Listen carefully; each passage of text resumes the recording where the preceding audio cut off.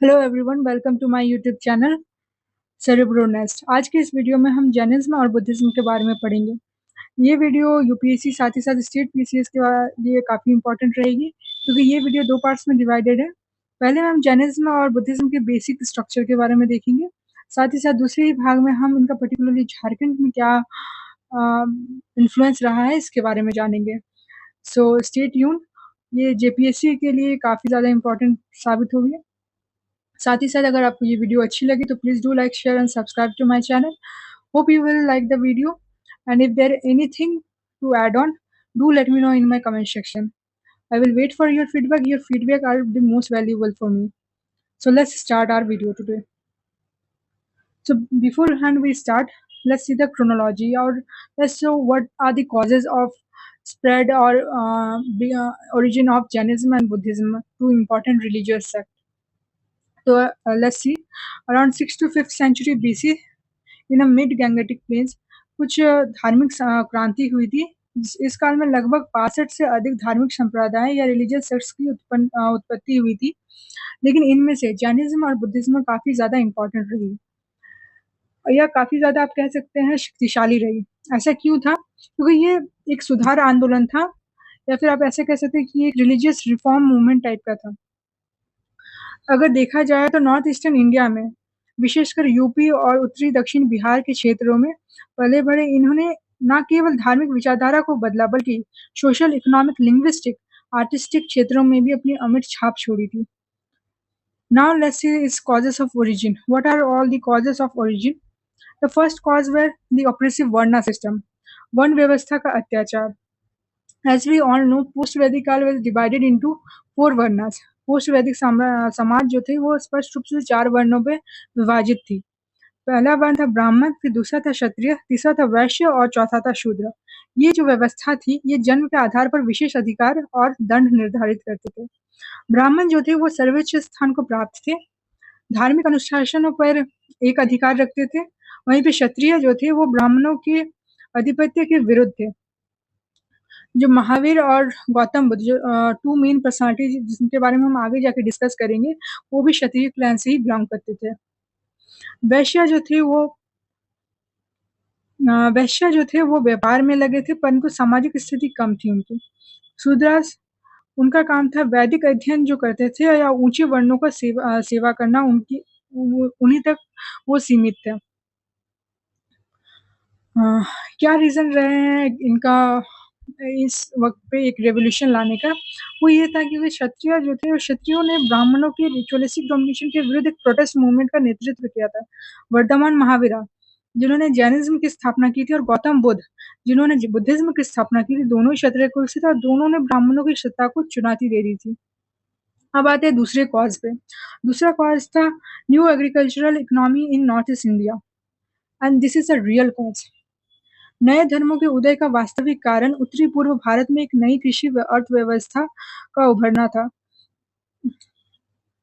इस क्षेत्र में लगभग 100 सेंटीमीटर वर्षा होती थी। यहाँ इतने घने जंगल थे कि लोहे की कुल्हाड़ियों के बिना साफ नहीं किया जा सकता था। Around 600 to 5th century BC की परतों से लोहे की कुल्हाड़ियाँ मिली थी। लोहे के हल वाली खेती के लिए बैलों की ज़रूरत थी, इसलिए पशुपालन अनिवार्य था। पर 2 और प्रॉब्लम्स थे इसमें। 2 प्रॉब्लम ये थी कि वैदिक यज्ञों में गाय और बैलों की अंधाधुंध सैक्रिफाइसेज़, या फिर आप बोल सकते हैं हत्याएँ कर दी जाती थी, जिससे पशुधन कहीं न कहीं एक तरह से नष्ट होते जा रहा था। दूसरा ये था कि मगध के कुछ जनजाति ऐसे थे, या मगध की जनजातियाँ ऐसी थी जो पशु खाते थे। तो पशु खाने के लिए उन्हें पशु को मारते थे। नई कृषि अर्थव्यवस्था को स्थिर रखने के लिए पशु हत्या रोकना अनिवार्य था। इसी कारण अहिंसा पर बल दिया गया। अब आते हैं तीसरे कारण पे। तीसरा कारण है rise of the cities and trade. लगभग 500 बीसी तक उत्तर-पूर्वी भारत में अनेक नगरों का उदय हुआ था, जैसे कौशाम्बी, जो कि इलाहाबाद के पास है, वाराणसी, वैशाली, राजगीर, चंपा, भागलपुर। इन नगरों में पहली बार सिक्कों का प्रयोग हुआ था, and the coin were the punch marked variety. Note it. वैश्या जो थे, वो विशेष मर्चेंट क्लास थे, जिन्हें सेथिस भी कहा जाता था। Here you can see the spelling of our name Sethis, right? अ, ये जो क्लास थी वो महावीर और बुद्धा को उदार सहयोग दिया करते थे। जैनिज़्म और बुद्धिज़्म ने वर्ण व्यवस्था को महत्व नहीं दिया था। ये वैश्याओं को एक तरह से बहुत ही ज़्यादा आकर्षित करता था। ब्राह्मणों की धर्मशुद्धता ब्याज पर पैसा देने की निंदा करते थे ये। इनको क्यों अट्रैक्ट कर दिया? क्योंकि उस वक़्त जैनिज़्म और बुद्धिज़्म के मोटो थे कि non violence equal to end war equal to promote trade and therefore they were attracted Vaishya class were attracted towards Jainism and Buddhism, mostly Jainism not Buddhism.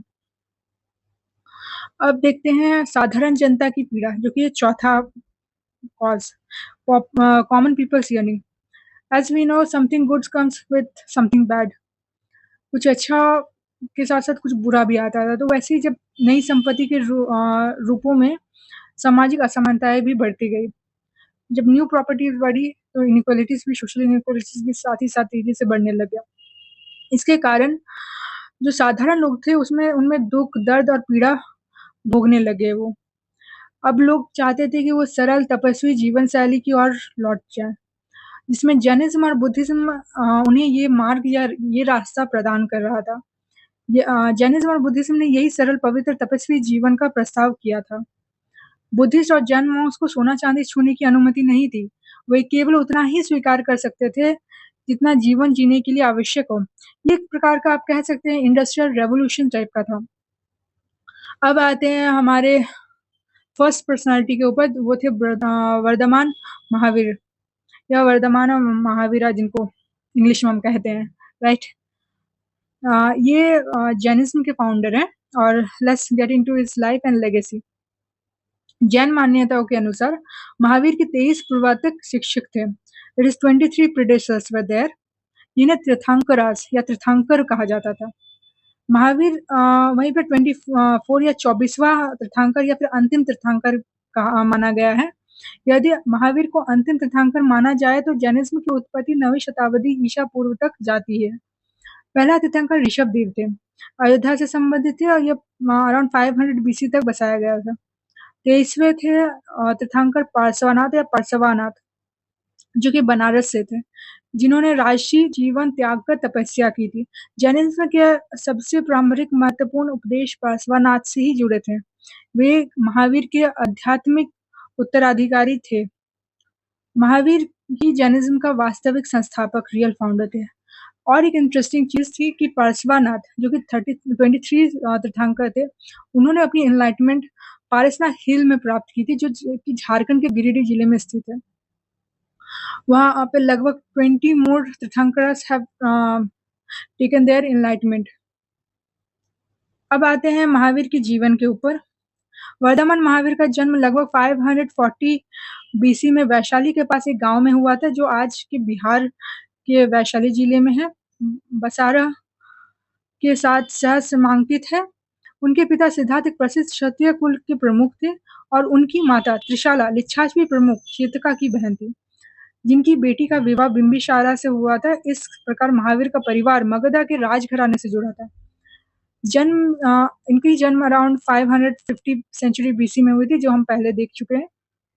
Vaishali के पास हुई थी। पिता का नाम सिद्धार्थ था, वो क्षत्रिय कुल के प्रमुख थे। माता त्रिशाला लिच्छावी प्रमुख चेतका की बहन थी और ये अराउंड 30 वर्ष की आयु में ही संसार को इन्होंने त्याग दिया था। 12 वर्ष ये भटकते रहे थे। वो कभी एक गाँव में एक दिन से ज़्यादा वो नहीं ठहरते थे। अराउंड 42 की आयु में उन्होंने कैवल्य की प्राप्ति की थी। कैवल्य का मतलब होता है ओमनीसेंस, जहाँ पे आप दुःख और सुख की जो ये साइकिल है, इससे आप बाहर निकल जाते हो। आप उन पे एक विजय प्राप्त कर लेते हो। ना दुःख आपको दुखी हो कर सकता था, ना सुख आपको घमंड दे सकता था। आप उस स्टेट पे पहुँच गए। इसे आप ओमनीसाइंस या कैवल्य जो भी कहना है, कह सकते हैं। महावीर को और जिन नाम से भी जाना जाता है, वो कैवल्य का कारण था वो महावीर, जिसे ग्रेट हीरो भी कहा गया है। और जिना इसका मतलब होता है विजेता या कॉन्करर। अनुयायी यहीं से जैन शुरू कर रहे हैं। मतलब जैन धर्म का या जैनिज़्म का स्टार्टिंग यहीं से हुआ था। अराउंड 30 वर्ष का प्रचार किया था इन्होंने कौशला, मगध, मिथिला, चंपा और अन्य स्थानों में। मृत्यु इनकी अराउंड 468 बीसी में 72 इयर्स में हुई थी, जहाँ जब पवापुरी नाम की एक जगह थी, जो कि आज के मॉडर्न राजगीर के पास है। उस जगह पे इनकी मृत्यु हुई थी अराउंड 72 एज। अब जैनिज्म के कुछ सिद्धांत है, एक्चुअली इसके 5 सिद्धांत है, इसको जानना काफ़ी ज़्यादा इम्पोर्टेंट है। 5वें जो सिद्धांत है वो महावीर ने जोड़ा था लेटर ऑन, और जो बाकी 4 थे उनके पूर्व शिक्षकों ने बनाया हुआ था। पहला सिद्धांत था अहिंसा, that is do not commit a violence, सर्वोच्च महत्व देता है ये। कुछ जैन राजाओं ने पशु हत्या करने वालों को फांसी का आदेश दे दिया था, ये इसकी एक्सट्रीम फॉर्म थी। फिर दूसरा था सत्य, डू नॉट टेल लाई। तीसरा था असत्य, डू नॉट स्टील। चौथा था अपाग्रह, डू नॉट होर्ड, मतलब जमाखोरी मत करो। पांचवा है ब्रह्मचर्य, ऑब्जर्व कंटिन्यूअस। केवल ये पांचवा सिद्धांत महावीर द्वारा जोड़ा गया था। पार्श्व ने अनुयायियों को शरीर के ऊपर निचले भाग को ढकने को कहा था, ऊपर और निचले भाग को, परंतु महावीर ने वस्त्र को त्यागने और पूर्ण तरीके से त्यागने को कहा था। यहीं से जैनिज्म 2 पार्ट में डिवाइडेड हो गई थी, श्वेतांबरा एंड दिगंबरा। अब आते हैं इनके 3 ज्वेल्स या त्रिरत्ना, जिससे आप मुक्ति की मार्ग की ओर प्रस्थान कर सकते हैं। वो 3 रत्ना क्या-क्या है? Right knowledge, right faith, right action. मुक्ति के लिए कोई अनुष्ठान की कोई ज़रूरत ही नहीं है।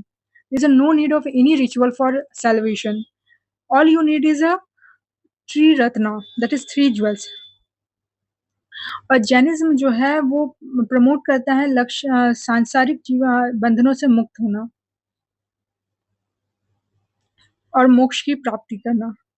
ये इनके कुछ अन्य महत्वपूर्ण मान्यताएं भी थी, जैसे कि जैनिज्म ईश्वर के अस्तित्व को स्वीकार तो करता था, पर वो जो जिन है उनसे वो नीचे रखता था। अब हम पहले पढ़ चुके हैं जिन किन्हें कहा गया है।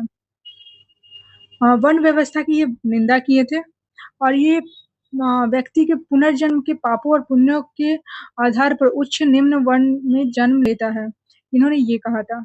महावीर के ने चांडाल में भी मानवीय मूल देखे थे, निम्न जातियों भी मुक्ति प्राप्त कर सकती है।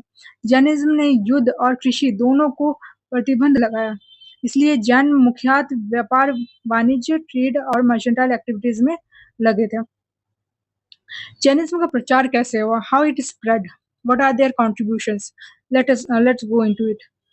महावीर ने अपने अनुयायियों का एक संगठन बनाया, उन्होंने अपने फॉलोअर्स का एक संगठन बनाया था, जिसमें पुरुष और महिला दोनों थी। उन्होंने प्राकृतिक लैंग्वेज का इस्तेमाल किया था। उस वक्त जनरली संस्कृत लैंग्वेज जो है वो इलाइट क्लास यूज करते थे, और जो प्राकृतिक लैंग्वेज था वो ये कॉमन मैन यूज करते थे। उन्होंने वही भाषा चुनी, जिसके कारण वो काफ़ी ज़्यादा लोगों से मिल पाए, उनसे कनेक्ट कर पाए थे। उनकी जो फॉलोअर्स थे वो ज़्यादा नहीं थे, अराउंड 14,000 थे, जो कि बहुत कम थे। इसका कारण ये था जैनिज़्म ब्राह्मणवादी धर्म से स्वयं को स्पष्ट रूप से अलग कर ही नहीं पा रहा था, इसलिए जन सामान्य को आकर्षित नहीं कर सका। अब इनका प्रचार कैसे हुआ और क्या-क्या कारण की वजह से हुआ? तो पहला, अगर कर्नाटक में इनका प्रसार हुआ था चंद्रगुप्त मौर्य के द्वारा। चंद्रगुप्त मौर्य जो मौर्य डायनेस्टी के राजा थे, उन्होंने अपने एक लेट ट्रेडिशन के अनुसार जैन बने, सिंहासन को उन्होंने त्याग दिया था अपने लेटर एजेस में, और सन्यासी के रूप में अपना जीवन बिताया था।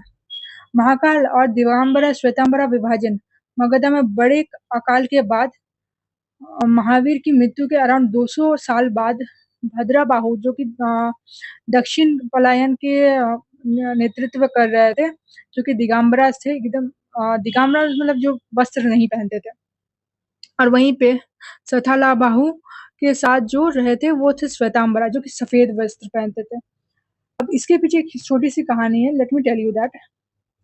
Around 200 years later of the death, Magadh में एक बहुत ही भयानक फेमाइन, सूखा पड़ा, जिसके कारण कुछ जैन मॉन्क्स जो थे वो साउथ की ओर चले गए, कुछ वहीं पे रह गए मगध में, और जो साउथ में चले गए उन्हें हम ये कह सकते हैं, उन्हें हम दिगंबरा कह सकते थे, और जो वहीं पे रहे उन्हें हम श्वेतांबरा कहते हैं।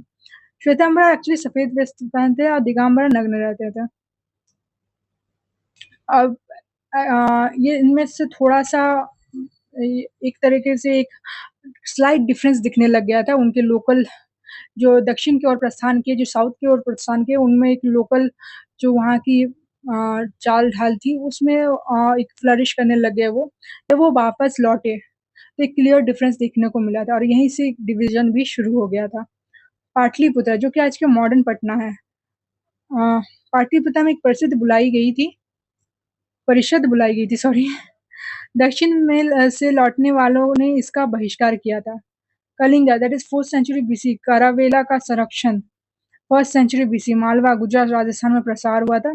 5वीं शताब्दी एडी के बाद कर्नाटका में अनेक जैन मठ स्थापित किए थे। वहाँ के राजाओं ने उन्हें भूमि अनुदान की थी।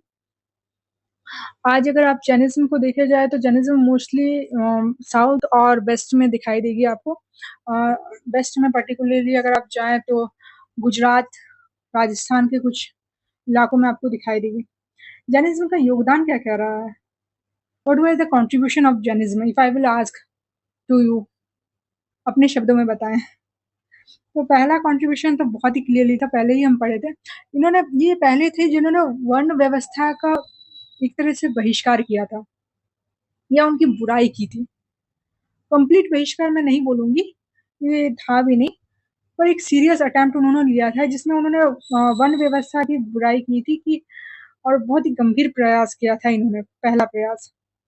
दूसरा इन्होंने था कि लैंग्वेज, संस्कृत लैंग्वेज जो कि इलाइट क्लास लैंग्वेज है, उसे छोड़ के ये प्राकृतिक लैंग्वेज चुने जो कि कॉमन मैन लैंग्वेज है। अर्धमगधी में धार्मिक साहित्य इन्होंने लिखा था। अपभ्रंश में से सबसे प्रारंभिक महत्वपूर्ण रचनाएं की। पहला व्याकरण दिया इन्होंने, जैनों ने संकलित किया था। सौरासिनी प्राकृतिक की एक उपभाषा है। आज जो आप मराठी भाषा जानते हैं ये यहीं से आई थी। कन्नड़ा के विकास में महत्वपूर्ण योगदान दिया। मेडिवल काल में कला और आर्ट एंड आर्किटेक्चर में महत्वपूर्ण योगदान दिया था इन्होंने। 6वीं शताब्दी ईडी में गुजरात के वल्लभी में जैन ग्रंथों का एक संकलन बना था। जैनिज्म आज भी भारत में जीवित है। राजस्थान, गुजरात, कर्नाटक में बुद्धिज्म के विपरीत जो लुप्त हो गया है। आज भी आप जैनिज्म को देख सकते हैं। वहीं पे irrespective of that Buddhism is not exist India anymore as we all know। India से ओरिजिन तो हुआ पर अब इंडिया में उससे फॉलो नहीं किया जाता है या फिर ये एक तरह से एक्सटेंट हो गया इंडिया से। अब हम आते हैं हमारे दूसरे पर्सनालिटी और दूसरे लाइफ स्टोरी में, वो है गौतम बुद्ध। अब गौतम बुद्ध के जीवन काल के बारे में चलिए आइए देखते हैं। गौतम बुद्ध जिनका वास्तविक नाम था सिद्धार्थ, महावीर के समकालीन थे। वो एक शाक्य क्षत्रिय परिवार में जन्मे थे। उनका जन्म अराउंड 567 बीसी में लुम्बिनी नेपाल में हुआ था, जो कि बस्ती डिस्ट्रिक्ट के पिपरवाह में आइडेंटिफाइड था। परिवार में थे पिता कपिलावस्तु के निर्वाचक शासक शाक्य गणराज्य के प्रमुख थे। माता उनकी कौशलन राजवंश की राजकुमारी थी। उनकी अगर तुलना महावीर से किया जाए तो महावीर की तरह ही बुद्ध भी कुलीन परिवार से थे और गणतंत्र में जन्मे होने के कारण समतावादी विचार विरासत में इनको मिली हुई थी। इनकी जो अगर आप अर्ली लाइफ देखें तो इनका जो बेंट था वो मेडिटेटिव की ओर थोड़ा सा ज़्यादा था, या ये एक तरह से सब कुछ त्याग के एक सन्यासी, एक वैराग्य जीवन को ज़्यादा अपनाने की कोशिश में थे, या उनका उन्मुख उस तरफ ज़्यादा रहा है। सो इस कारण से उनको काफ़ी अर्ली एज में शादी कर दी गई थी। He got married at the early age, but as we know कि इनकी इच्छा नहीं थी घर गृहस्थी में, और at the age of 29 he leave everything. तो आगे देखते हैं। अराउंड 29 की आयु में उन्होंने घर गृह त्याग दिया था। संसार की पीड़ा देखकर व्यतीत हुए, समाधान ढूंढने निकले थे ये। 7 वर्ष का भ्रमण किया था इन्होंने, स्थान स्थान भटके थे ये। 35 वर्ष की आयु में इन्होंने बोध गया में एक पीपल वृक्ष के नीचे इन्होंने इनलाइटमेंट की प्राप्ति की थी। तभी से बुद्ध प्रकाशित या इनलाइटेंड वन कहलाए थे। प्रथम उपदेश इन्होंने सारनाथ में दिया था, जो कि बनारस में है। यही धर्म चक्र प्रवर्तन कहलाता है। 40 वर्ष का प्रचार किया था इन्होंने।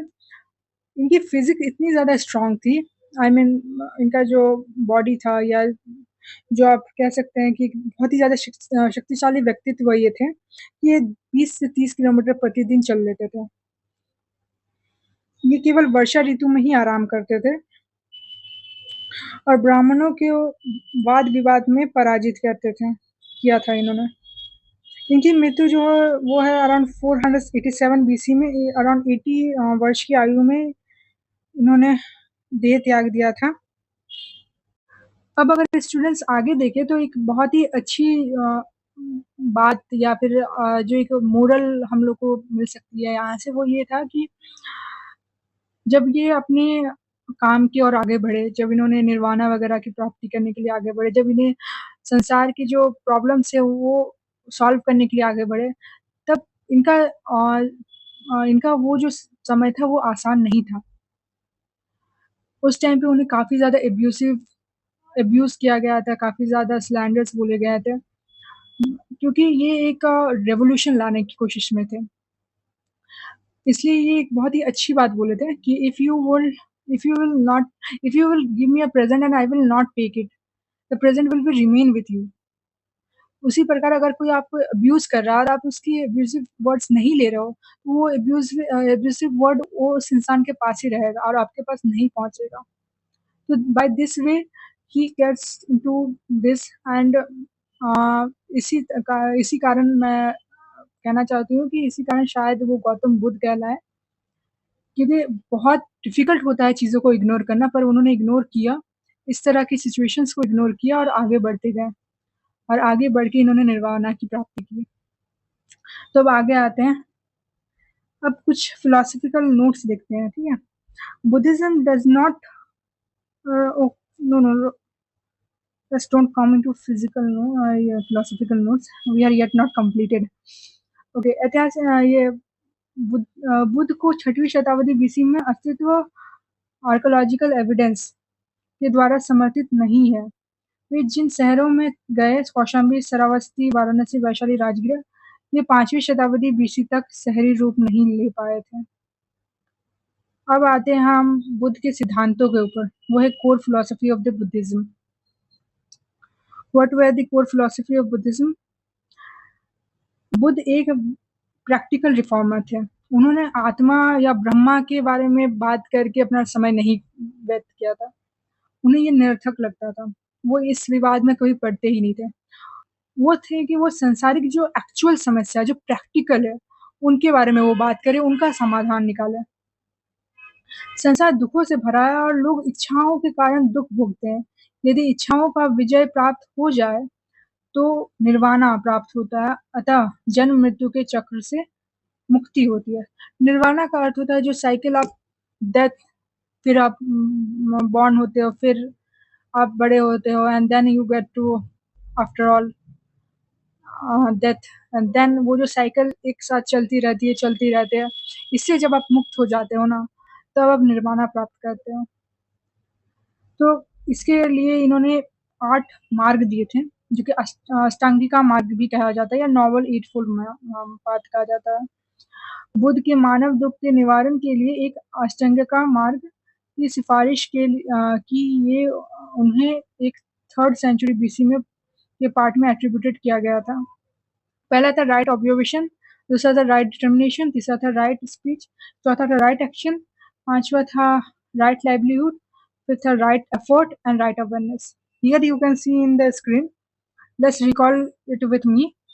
Right observation, right determination, right speech, right action, right livelihood, right effort, right awareness, right concern. And what are the 5 doctrines we have read in Jainism? Let me know that if you are able to recall it. The 5 doctrines of Jainism, I am asking to you. What are all the 5 doctrines of Jainism? So the 5 doctrines of Jainism were ahimsa, satya, asatya, apagrya, and brahmacharya. And what were the 3 ratnas that we have read there in Jainism? The 3 ratnas right knowledge, right faith, and right action. Hope you are able to recall it. Guys, these are very important to remember, so don't forget it. So let's go ahead. Again let me tell you once more time. So आप मेरे साथ साथ recall करें। Right observation, right determination, right speech, right action, right livelihood, right effort, right awareness and right concern. This are the 8 full parts of, या फिर अष्टांगिका मार्ग। अष्टांगिका मतलब अष्ट, अष्ट का मतलब ये होता है 8। अष्टांगिका मार्ग ऑफ बुद्धा, जिसमें आप जो ह्यूमन मिजरी है, ह्यूमन दुख, दर्द, पीड़ा जो भी है, इसको आप एलिमिनेट कर सकते हो। ये अराउंड 3rd सेंचुरी बीसी में दिया गया था। एक टेक्स्ट 3rd सेंचुरी बीसी के एक टेक्स्ट से मिला हुआ है। अब आगे आते हैं। आगे हम देखते हैं, इस मार्ग का पालन करने से व्यक्ति पुरोहितों और षड्यंत्र से मुक्त होकर अपने गंतव्य तक पहुंचता है।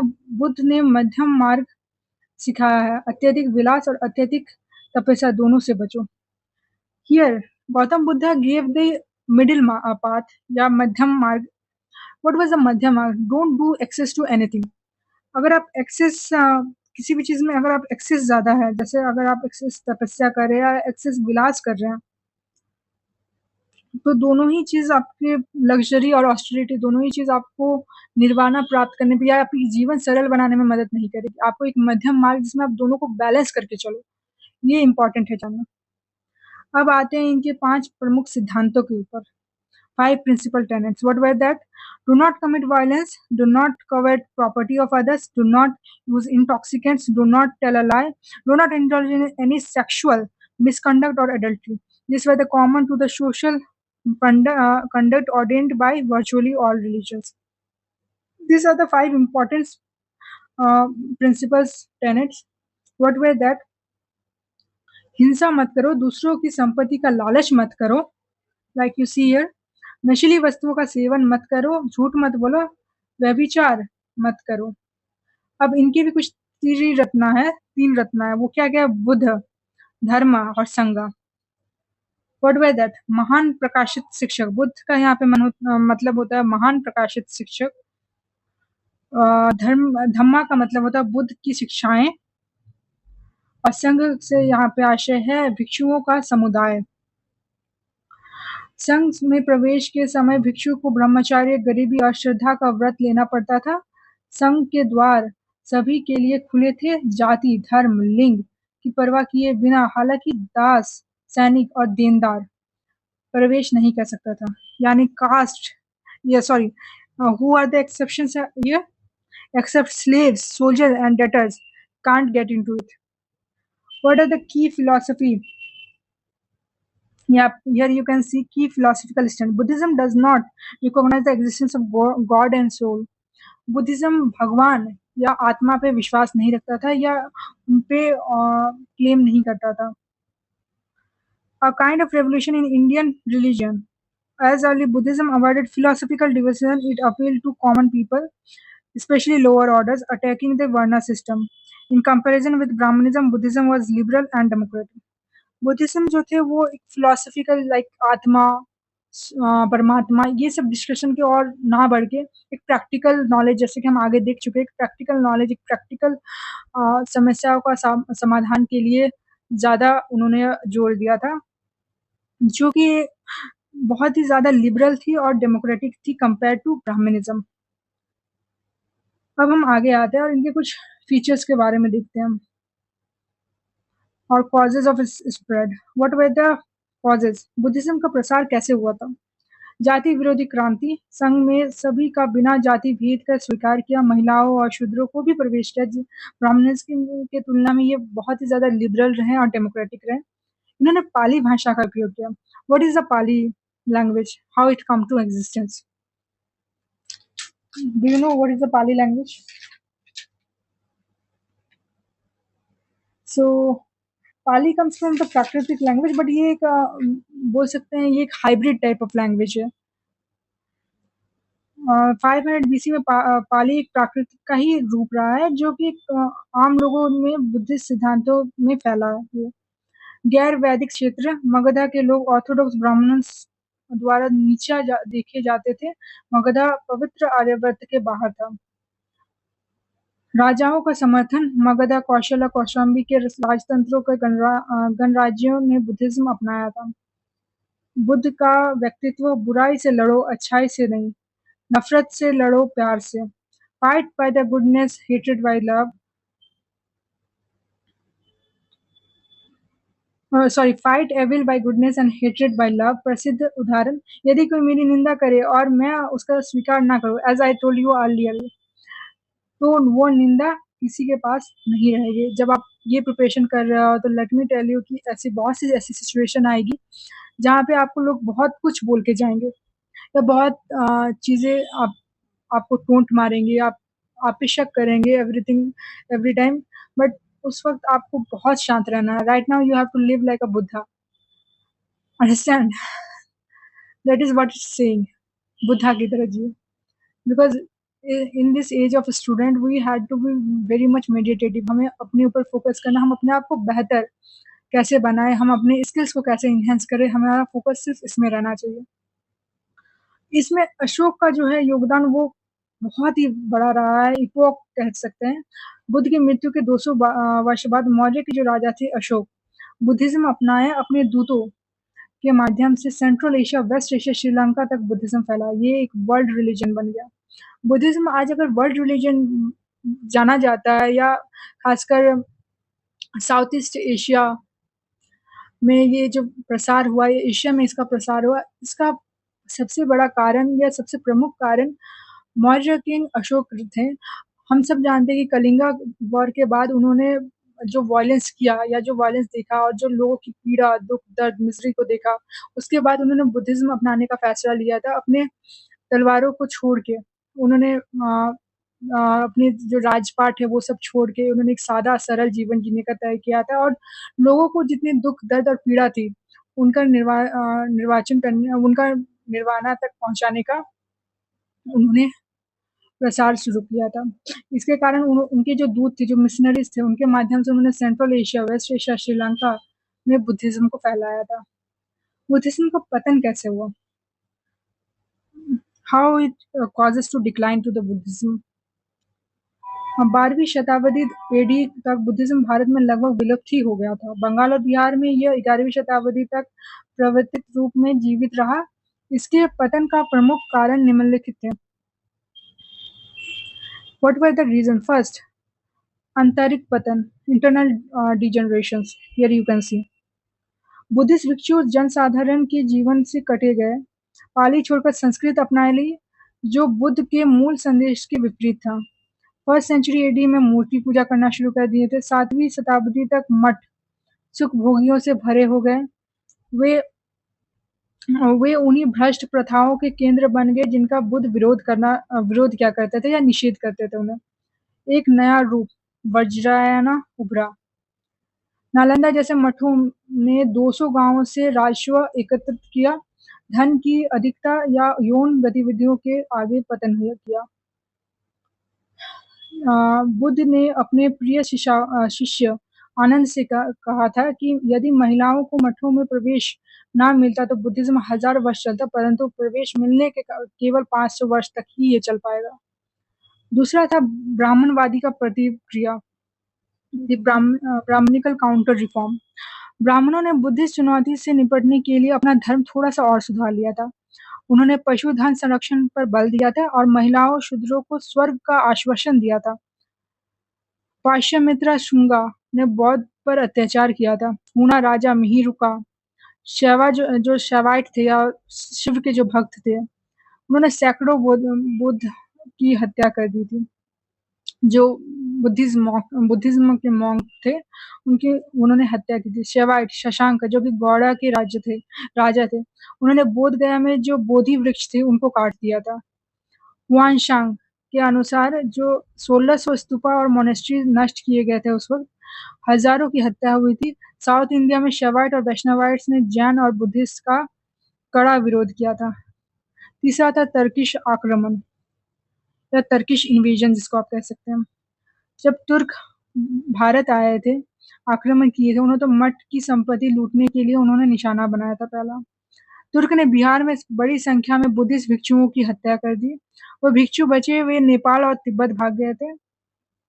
12वीं शताब्दी तक बुद्धिज्म भारत से लगभग विलुप्त हो गया। यहाँ जहाँ ये जन्मा वहीं से लुप्त हो गया। इससे बड़ा दुख तो शायद ही कुछ हो सकता है कि बुद्ध की धरती से बुद्ध का अस्तित्व ही चला गया। पर इनकी शिक्षा, इनकी दी हुई नॉलेज आज भी हमारे बहुत काम है और as a student life we should adhere that. Buddhism का महत्व और प्रभाव क्या-क्या रहा था? सामाजिक सुधार रहा, महिलाओं और शूद्रों के लिए द्वार खोले, ब्राह्मणवादी हीनता के चिन्हों से मुक्ति दी। बुद्धिज़्म ने मैनुअल श्रम जो कि मैनुअल लेबर जिसको कहा जाता है को नीचा नहीं माना था। सेकंड सेंचुरी बीसी में बोध गया कि एक मूर्ति में बुद्ध को हल जोतते दिखाया गया था। पशुधन और अहिंसा, cattle wealth and non violence, अहिंसा पर बल और पशु जीवन की पवित्रता, तो पशुधन से में वृद्धि की। सबसे प्रारंभिक बुद्धिस्ट पाठ सुतानी पाता में गाय को अन्न, सौंदर्य, शक्ति, सुख का दाता बनाया गया, जैसे कि जिसे आनंद, वानंद, वलद, सुखदा बताया गया था। गाय की पवित्रता और अहिंसा का ब्राह्मणवादी आग्रह बुद्धिस्ट शिक्षाओं से डिराइव्ड था। आर्थिक विचार, economic thought, what were the economic thought? गरीबी, घृणा, क्रूरता और हिंसा का जन्म देती है। Poverty breeds hatred, cruelty and violence. Buddha ने कहा, किसानों को अनाज और सुविधाएं दो, व्यापारियों को धन दो, बेरोजगारों को रोजगार दो। शिक्षा, education, what were the education qualification? Buddhist monastery as universities, Nalanda, the famous university of in Bihar, and or Vikramshila, which is situated in Bihar, और Vallabhi which is in Gujarat, महान शिक्षा केंद्र बने। ये रेसिडेंशियल यूनिवर्सिटीज थे, यहाँ भारत विदेश के विद्यार्थी पढ़ते थे।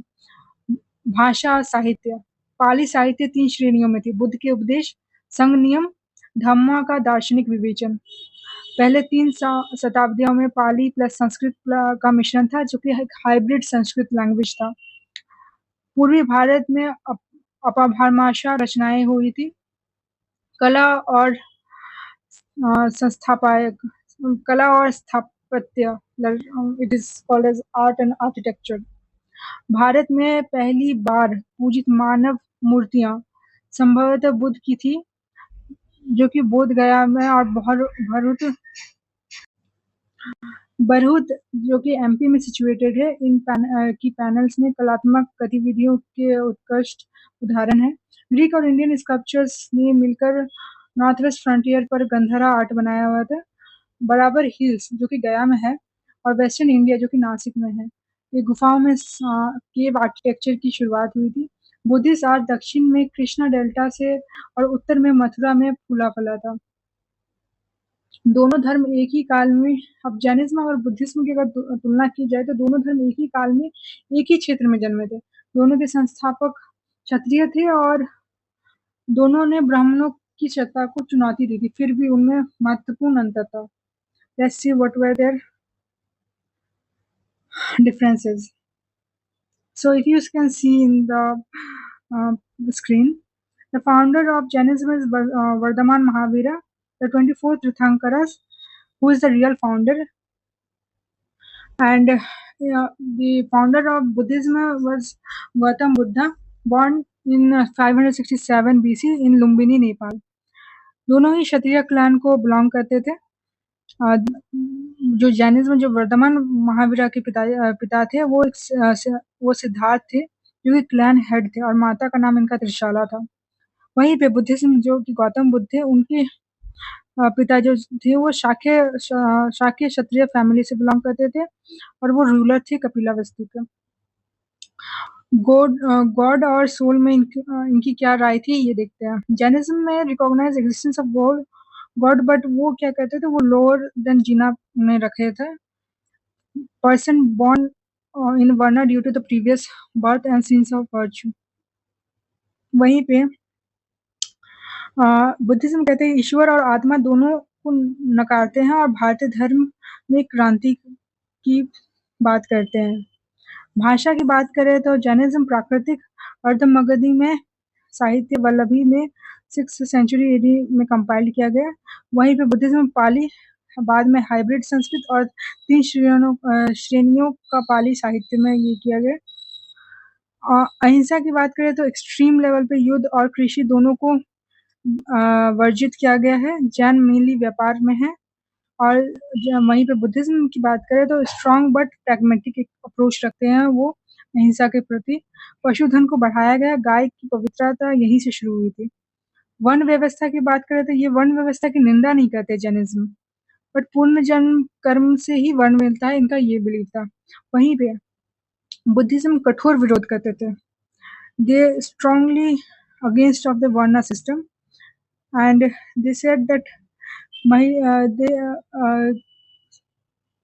महिला और शूद्र का जो कि इसमें प्रवेश नहीं, वर्जित था वर्ण अपर वर्ण में, पर यहाँ पे प्रवेश को बनाया गया। तपस्या या एशेटिज्म में अगर देखा जाए तो ये जैनिज्म में एक्सट्रीम लेवल पे तपस्या होती थी, जहाँ पे उनका वस्त्र भी छोड़ने की बात, वस्त्र को त्यागने की बात की गई थी, जिसमें द्विगंबरा और श्वेतांबरा में जैनिज्म लेटर ऑन स्प्लिट हो गया। वहीं पे अगर बुद्धिज्म की बात देखा जाए तो बुद्धिज्म एक मिडिल पाथ को बोलते हैं, जिसमें उन्होंने कहा कि किसी भी चीज़ का एक्सेस सही नहीं है, जैसे कि आप avoid excess of luxury and austerity, मतलब आपको एक्सेस ऑफ लग्जरी और तपस्या दोनों को अवॉइड करना चाहिए, आपको एक बैलेंस अप्रोच लेके चलना चाहिए। इंडिया में इनकी स्थिति क्या रही है? आज भी राजस्थान, गुजरात, कर्नाटक में आप जैनिज्म को देख पाएंगे। वहीं पे बुद्धिज्म अराउंड 12th सेंचुरी के बाद ही लगभग विलुप्त सी हो गई थी। अभी आप अगर देखें तो Nepal, Tibet, Sri Lanka, South East Asia, China, Japan, Burma, इन सब जगहों पे आप बुद्धिज्म को देख सकते हैं। अब आते हैं इनके रिकैप के ऊपर, एक स्मॉल रिकैप करते हैं आज। तो चलिए जैनिज्म को एक बार देख लेते हैं। जैनिज्म के फाउंडर थे महावीर, वर्धमान महावीर, जो कि 540 बीसी में जन्मे। इनका ये 24 तीर्थंकर थे जो कि रियल फाउंडर ऑफ जैनिज्म थे। वासवनाथ 23rd earliest important teacher from Banaras. कैवेलर at the age of 20 to 42 called Mahavir Jina, died in 468 BC, age of 72 probably। इनके 5 डॉक्ट्रिन्स थे: अहिंसा, सत्य, असत्य, अपाग्रह, ब्रह्मचर्य। इनके ट्विन ज्वेल्स थे जिन्हें त्रिरत्न कहा गया है: right knowledge, right faith, right action. ये प्राकृतिक लैंग्वेज का यूज किया और इनके फॉलोअर्स लगभग 14,000 थे। फेमिनाइन के बाद ये द्विगंबरा और श्वेतांबरा में स्प्लिट हो गया। द्विगंबरा में कंप्लीट नेक्ड, जो कि साउथ की ओर चले गए, और श्वेतांबरा में व्हाइट रॉब, जो ऊपर और नीचे के बदन को ढकते थे। स्प्रेड कहाँ हुआ? ये कर्नाटका, तमिलनाडु, कलिंगा, राजस्थान और गुजरात में। कलिंगा किंग करवेला एक मेजर पैट्रॉन थे जो कि 1st सेंचुरी बीसी से बिलोंग करते थे। कंट्रीब्यूशन इनका क्या कह रहा है? प्राकृतिक, अर्धमागधी, अपार भाषा, मराठी, कन्नड़ा में तो इनका इन्होंने कंट्रीब्यूशन किया था इन लैंग्वेजेस के लिए। और साथ ही साथ बहुत से आप जानते हैं व्याकरण, ग्रामर्स के ऊपर भी और साहित्य के ऊपर भी इनका बहुत ही प्रमुख कंट्रीब्यूशन रहा है। Jainism survives in India today, unlike Buddhism. Jainism principally confined to trade and mercantile activity. आज जैनिज्म मोस्टली जो व्यापारिक लोग हैं, जो मर्चेंटाइल एक्टिविटीज में इन्वॉल्व है, वो जैनिज्म को फॉलो करते हैं। वहीं पे बुद्धिज्म जो था वो गौतम बुद्ध के द्वारा स्थापन किया गया था। गौतम बुद्ध का जन्म 567 बीसी में हुई थी, लुम्बिनी, नेपाल में। ये शाक्य क्षत्रिय फैमिली से बिलोंग करते थे। उन्होंने घर अराउंड 29 ईयर्स में छोड़ दिया था। उन्होंने इनलाइटेंड या फिर इनलाइटेंड की प्राप्ति अराउंड 35 ईयर्स में बोध गया में की, under the peepal tree. First sermon on at Sarnath, उन्होंने पहला उपदेश सारनाथ में दिया था, जो कि बनारस में सिचुएटेड है। डाइड इन 487 बीसी, एज उनका तब हुआ था 80 ईयर्स, कुशीनगर में उन्होंने अपना दे दिया था। कोर, उनकी कोर वैल्यूज क्या थी? कि world full of sorrow, conquest desires, attain nirvana. दुनिया दुखों से भरी हुई है, आप अपने दुखों पे काबू, अपनी जो इच्छाओं पे उन पे काबू पाए और आप इस तरह से निर्वाणा या मोक्ष की प्राप्ति कर सकते हैं। उन्होंने 8 फोल्ड मार्क दिए थे। उनके 5 टेनेंट्स रहे हैं: non violence, non covetousness, non toxicants, no lies, no adultery. उनके भी 3 रत्न थे लाइक जैनिज्म। उनका था Buddha plus Dhamma plus Sangha. Does not recognise God and soul, ये गॉड और सोल को रिकॉग्नाइज नहीं करते बुद्धिज्म। ये डेमोक्रेटिक था और एंटी कास्ट थे। इनकी स्प्रेड, पाली लैंग्वेज स्प्रेड इन्होंने किया था बुद्धिस्ट मॉनेस्ट्रीज में। Equal to residential Buddhist monastery थी, जो वो रेसिडेंशियल यूनिवर्सिटीज थी. Ashoka spread Buddhism to the central and west Asia and Sri Lanka, and that is the epoch making. Decline in, what was the reason of a decline? Because of internal corruptions, Brahminical attacks, Turkish invasion. By 12th century BC, virtually disappeared from India. Monks fled to Nepal, Tibet, and they become the world religion. But where they take the birth, they disappeared from there. So by this way, I have completed the Jainism and Buddhism overall. Now we will, in the next video, we will see about what the influence of Jainism and Buddhism is there in a Jharkhand. So let's go deep into it.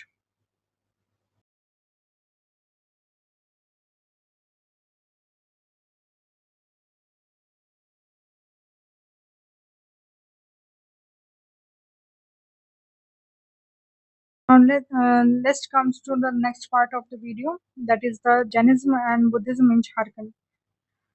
So before I start, let me ask you, let me tell you that Jharkhand is the home of one of the holiest places of the Jainism, that is Parasnath Hill, also known as Samd Shikharji. So let's get into it. ये वही जगह है जहाँ पे 23वें तीर्थंकर पार्श्वनाथ ने 8वीं शताब्दी ईसा पूर्व में निर्वाणा प्राप्त की थी.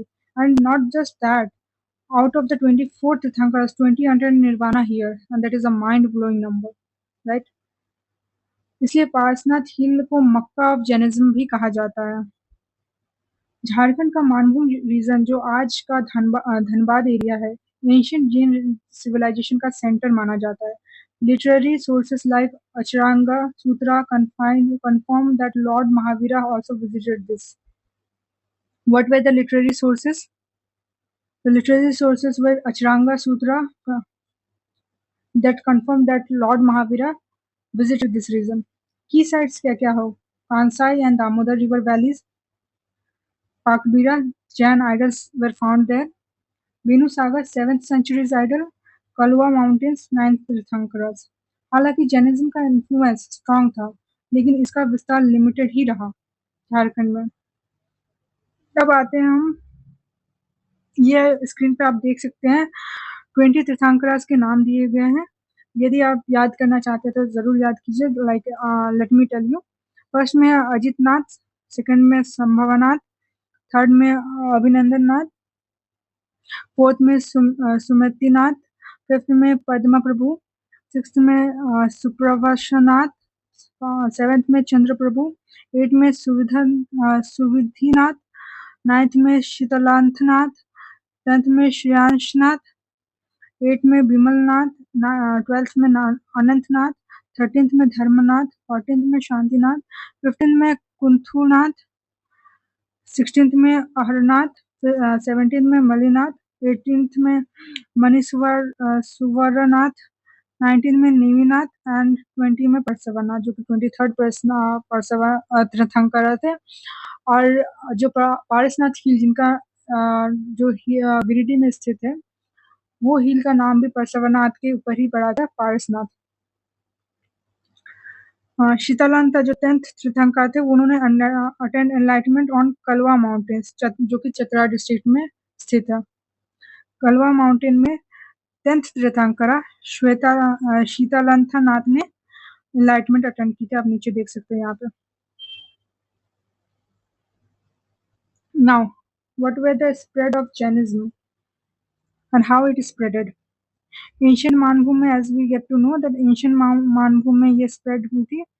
जैन सिविलाइजेशन कहाँ पे? तुशामा, दियोली, पाकबीरा, गोलमारा, पवनपुर, पालमा, Karshara, Katras, Godam and Hanumand were Jain civilisation centres. Acharanga Sutras के कुछ रेफरेंसेस है, जिससे हमें ये पता चलता है कि जो जैन एंशिएंट टेक्स्ट में, जिसमें हमें पता चलता है कि जैन झारखंड आए हुए थे. उन्होंने जैन टेक्स्ट में मेंशन है कि उन्होंने कहाँ विजिट किया था, कहाँ ट्रैवल किया था. वहीं पे एक लाड प्रदेश का नाम भी काफी व्याख्यात है, जैसे बालूलाड, पावलाड, लावलाड और सुकलाड. मानभूम और चतरा डिस्ट्रिक्ट में अराउंड 7th सेंचुरी में जैन आइडल्स पाए गए थे इन बेनूसागर. Kolwa mountain has the idols of 9 Jain Tirthankaras, remains of Jain and Buddhist idols found together. Parshvanath हिल में मेजर जैन साइट है वो. इन Kansai and Damodar river basins 20 Tirthankara nirvana occurred here. Place also known as Madhuban. Balrampur, Para, Katras, Dhanbad की ये जो जगह है, ये ruins of the Jain monuments and buildings still visible. आज भी यहाँ पे जैन अवशेष, जैन monuments और बिल्डिंग के अवशेष आपको देखने को मिलेंगे. Jain culture has a deep historical root in Dhanbad. Purulia census record ये कहता है कि एक हैंडबुक जिसमें Manbhum was the centre of Jainism. इस हैंडबुक से हमें पता चलता है कि जैन जो मानभूम है वो एक जैनिज्म का एक सेंटर रहा है. Jain culture was ancient historical culture here. अब आते हैं हम बुद्धिज्म के ऊपर. Buddhism emerged in the 6th century BC and it deeply influenced the tribal region of Jharkhand. Emperor Ashoka played a major role. सम्राट अशोका ने अपने दूत रक्षित को भेजा था झारखंड के अताविक ट्राइब्स के पास, ताकि वो बुद्धिज्म को फैलाने में उनकी सहायता करे या बुद्धिज्म का प्रचार वहां पे कर सके. After the enlightenment at the Bodh Gaya, Gautam Buddha traveled for 45 years and many historians believe he also visited Jharkhand. Kushan ruler Kanishka was contributed to spreading Mahayana Buddhism in this region. Coins of Kanishka have been found near Ranchi. अब इनके कुछ important sites के बारे में जानते हैं, जैसे कि सीतागढ़ जो कि हजारीबाग में है, मेंशन बाय पाहीन मेंशन करते हैं. वहीं पे इकतोरी जो कि चतरा में है, 7th century बुद्धा स्टैचू यहाँ से मिला था. खूंटी में बौद्ध विहार के कुछ रिमेन्स अवशेष मिले हैं. पलामू में लायन हेड रेलिक सांची से जो कि सांची स्तूपा है उससे काफी ज्यादा मिलती जुलती एक लायन हेड रेलिक हमें मिली थी. Jharkhand was one filled with Buddhist stupas, viharas and sculptures. अब आते हैं बुद्धिस्ट के डिक्लाइन के बारे में. ये एक लिस्ट है जिसमें आपको ये पता चलेगा कि झारखंड में कौन कौन सी जगह पर कहाँ पे और क्या क्या मिला था. आप इस लिस्ट को गो थ्रू जरूर करें और इसे आप हो सके तो याद कर ले, ताकि आपके दिमाग में रहे कि ये कहाँ पे आपको चीजें मिली थी. जैसे मूर्तियां मिली थी पलामू में. Buddhist lion head relic found closely resemble Sanchi stupa. Lion mosaic preserved at Ranchi university museum, जो कि अभी रांची यूनिवर्सिटी म्यूजियम में, वहां पे एक लायन हेड रेलिक मिली हुई थी. कोरवा विलेज धनबाद में क्या मिला हुआ था? बुद्धिस्ट स्तूपा एक डिस्कवर्ड हुआ था. अभी भी उसके डेट का अंदाजा नहीं लगाया गया है कि कितनी साल पुरानी है वो.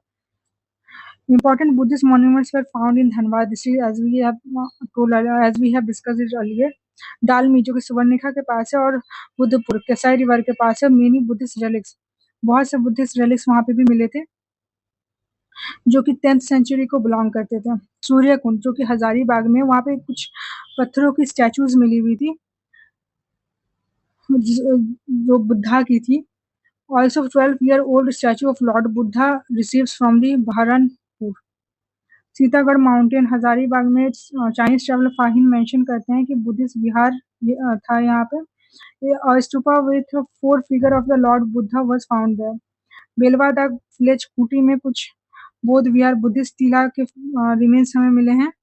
Brick similar to Sanchi stupa, जो सांची स्तूपा में ईंट है वही सेम ब्रिक्स हमें यहाँ पे भी मिले हैं. मौर्य पीरियड के ब्रिक्स थे. वो 3 kilometre south west of the Khunti headquarter में आपको देखने को मिलेगा.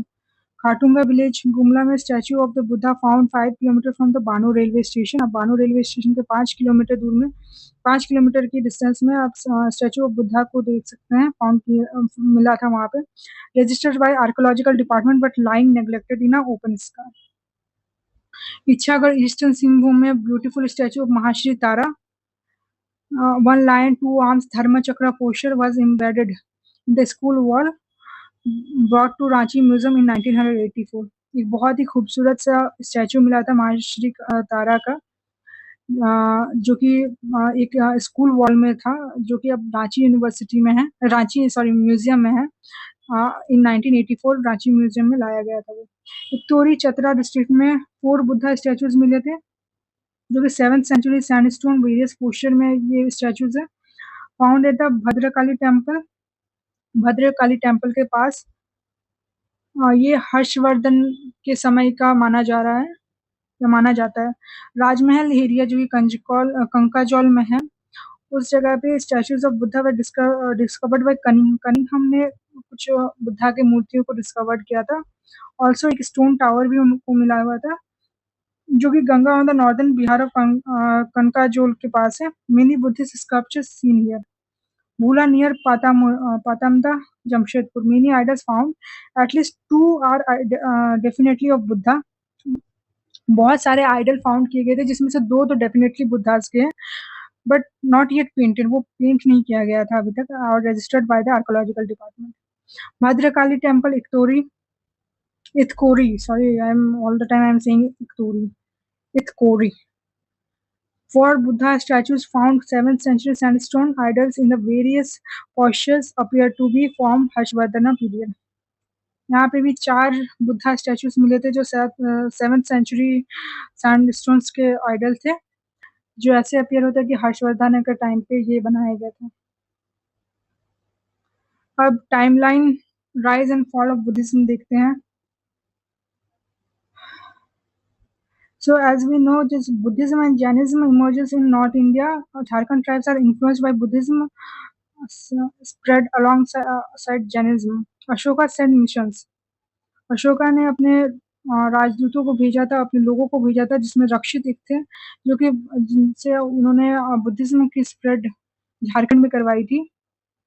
अमंग अताविक, आप अगर पहले वीडियो देखे होंगे या फिर अगर आप जानते होंगे तो अताविक झारखंड को ही कहा जाता था। कौन से पीरियड में कहा गया है, प्लीज वो कमेंट सेक्शन में मुझे बताइए।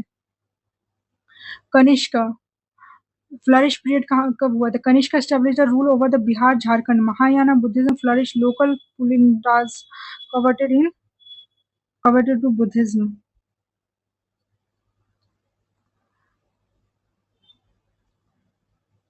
Then we come Vaishnavism rises. During Samudragupta के राज में वैष्णविज्म ने इन्फ्लुएंस गेन किया था। वैष्णवाइट्स आप जानते हैं किसे बोलते हैं, जो विष्णु के फॉलोवर्स होते हैं उन्हें वैष्णवाइट्स कहते हैं, जो वही वैष्णविज्म मानते हैं। And Buddhism began to decline, और यहाँ से बुद्धिज्म डिक्लाइन होना शुरू हो गया। अब रिवाइवल कैसे हुआ? पाला डायनेस्टी में around 8th to 12th century AD, Harshavardhan और Pala rulers Gopal, Dharmapal, Devpal revive Buddhism. Vajrayana branch flourishes. Brajrayana branch spreads in Jharkhand. Persecution and destruction. अब इनकी डिस्ट्रक्शन कैसे हुई? इनकी डिस्ट्रक्शन का सबसे मेन कारण था शशांक रूलर, जो कि गौड़ा के रूलर थे। ये उड़ीसा से बिलोंग करते थे, पर बहुत ही ज़्यादा स्ट्रॉन्ग शैवाइट थे। ये शिव पे विश्वास रखते थे, आस्था रखते थे, और ये बंगाल, बिहार और उड़ीसा में डोमिनेट करते थे।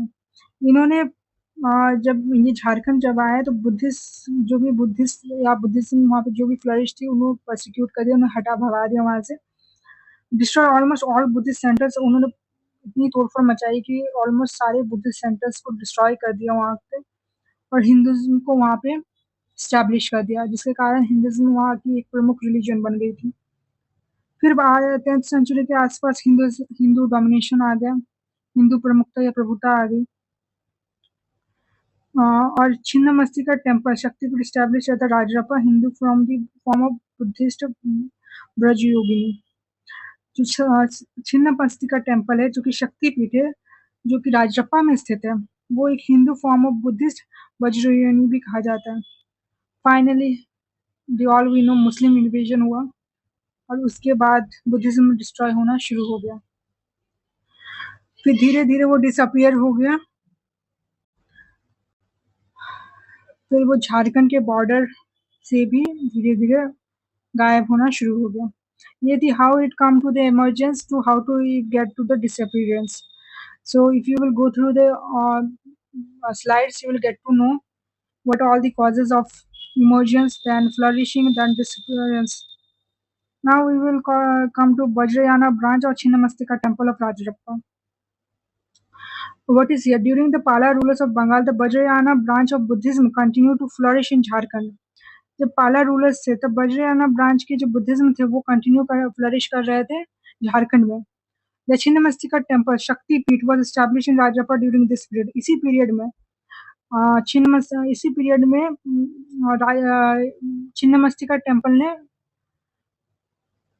छिन्नमस्तिका टेम्पल को स्टैब्लिश किया गया था। Chhinnamastika is a Hindu form of Buddhist deity Vajra Yogini, showing now Buddhism transform into Hinduism.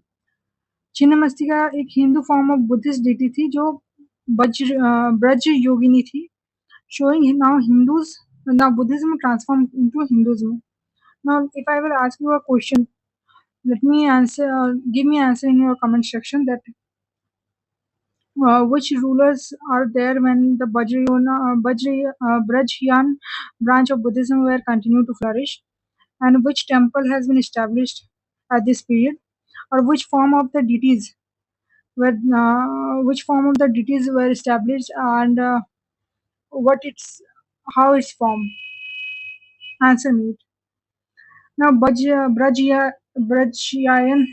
branch. What is a Brajyayan branch? A branch of Buddhism that flourished in Jharkhand under the Pala rulers of Bengal, 8th century to 12th century AD, connected to Vajrayana tradition. Chinnamastika, Braj Yogini. Chinnamastika Devi of Rajrappa is a Hindu adaptation of the Buddhist goddess Braj Yogini. This shows the syncretisms between Buddhism and Hinduism. Chhinnamastika temple एक type का sink हमें show करता है Hinduism और Buddhism की, how slowly that Buddhism transform into Hinduism. Rajrappa की जो शक्तिपीठ है, दैट इज राजरप्पा शक्तिपीठ, established during the Pala period, now one of the most revered शक्तिपीठs in Jharkhand, located in the confluence of Bhairavi and Damodar river. As we know, all know, if you are in Jharkhand, that जो राजरप्पा शक्तिपीठ establish है, जो Chhinnamastika temple establish है, वो दो river के Confluence में है। क्या क्या रिवर है वो? Bhairavi and Damodar, remember it. Pala dynasty का क्या रोल रहा है? रूलर जो गोपाल या Dharmapal Devpal have a great impetus to Vajrayana Buddhism. Their patronage led to flourishing of the Buddhist Buddhist culture and Jharkhand. इनके जो पैट्रोनेज थे, उन्होंने काफी मदद की थी बुद्धिज्म को फैलाने की झारखंड में। Shashank destruction, as I discuss earlier, कि शशांक ने किस तरह से, वो गौड़ा के रूलर थे, और किस तरह से उन्होंने बुद्धिज्म को जड़ से खत्म करने की कोशिश की थी झारखंड से, क्योंकि वो स्टॉन्च सेवाइट फॉलोवर थे, वो शिव को मानते थे, और वो बुद्धिज्म को मोस्टली काफी ज्यादा उन्होंने डिस्ट्रक्शन मचाया था बुद्धिज्म को लेकर। ना 10th सेंचुरी में आफ्टर ऑल एक शिफ्ट हुआ जहाँ पे Hindu dominance are fully established in Jharkhand. Buddhism and Jainism gave way to Hinduism and Saivism. अब इसमें आप there is a difference between what is the Jainism and Buddhism in Jharkhand. अगर हम Jainism देखें तो पारसनाथ हिल, remember it, most sacred Jain site worldwide. Out of 24 tirthankaras, 20 attends here nirvana. Nirvana का अर्थ होता है जो मोक्ष प्राप्त कर लेना। 23rd Tirthankar Parshvanath attained nirvana here in the 8th century AD. ये 8th century BC, सॉरी, ये काफी ज्यादा इम्पोर्टेंट है, आप इसे याद रखें। पारसनाथ हिल का नाम, जैसे कि मैंने पहले ही वीडियो में बताया था, जब मैं बुद्धिज्म और जैनिज्म को एज ओवरऑल डिस्कस कर रही थी, कि पारसनाथ जो हिल का नाम पड़ा वो पार्श्वनाथ के ऊपर ही पड़ा था। मानवम was ancient center of Jain civilization. Sites were Kansai, Damodar Valley, Telkupai, Pakbira. What were the sites? Let me know in the comment section. 7th century idols in Benusagar, Singhbhum. Expansion remained limited compared to Buddhism. Acharang Sutra and Acharanga Sutras confirm presence. Digambara idols found in the Kansai coast of Pakbira. Kalwa Mountains, that is Chatra. 9 Tirthankaras idol installed over here. वहीं पे Buddhism को अगर देखा जाए तो possibly Buddhism birth place of Gautam Buddha. Doctor Viratottam की book में ये लिखा हुआ है कि possibly Jharkhand birth place of Gautam Buddha का, but we can't confirm on it. ये एक फिलोसोफर या फिर साइंटिस्ट, आर्कोलॉजिकल साइंटिस्ट कहते हैं, but we are not confirm of it. Deep impact since 6th century BC on Jharkhand tribals. Ashok sent missions to Atavik tribes. Atavik Jharkhand को ही कहा जाता है, मैं बार-बार बोल रही हूँ। Kushan king Kanishka coins found around Ranchi, Pala dynasty revived Buddhism, Vajrayana flourished over here. Vajrayana किसे कहते हैं ये भी मैंने इसी वीडियो में डिस्कस किया है आगे. Fahin recorded Buddhist Bihar in Jharkhand. Unlimited destroyed by Shashank and Muslim invasion. Chinnamastika temple of Rajrappa, Hindu form of Braj Yogini. Status found Gumla, Singhbhum, Chatra. Statues were found, Gumla, Singhbhum, Chatra, Kuti, and Buddhist relics were found, like Sanchi Stupa bricks were found in Kuti. Here are the important facts, exam ready quick for you. You can see it over here by pausing the video. Just try to recall everything. Now, what is the legacy and of faith in the land of Jharkhand? Jainism enduring legacy. Parasnath will remain the global pilgrimage center of the Jain, the Makkah of Jainism. इनसे Parasnath Hill को Makkah of Jainism भी कहा जाता है, and it is very important you to note. The 20 Tirthankaras who attend the Nirvana here make it one of the holiest sites in the world. Though Jainism expansion in Jharkhand remains limited, its spiritual footprint is undeniable. Now, Buddhism enduring legacy क्या रही है? Buddhism deeply shaped Jharkhand's culture from the 6th century BC through the Pala dynasty. Though ultimately suppressed by the Shashank and Muslim invasion, Buddhist relics, statues, and viharas scattered across Jharkhand testifies to the century of rich Buddhist heritage. United spiritual heritage carry both Jainism and Buddhism left an irrepressible marks on Jharkhand's spiritual, cultural, and architectural heritage. The region's ancient tribes were the first recipient of this greatest philosophical tradition of non-violence, compassion, and enlightenment. Together, they laid down the spiritual foundation upon which Jharkhand civilization flourished. So, this is the end of the video. I will get you in next another video. Till then, bye. Stay tuned.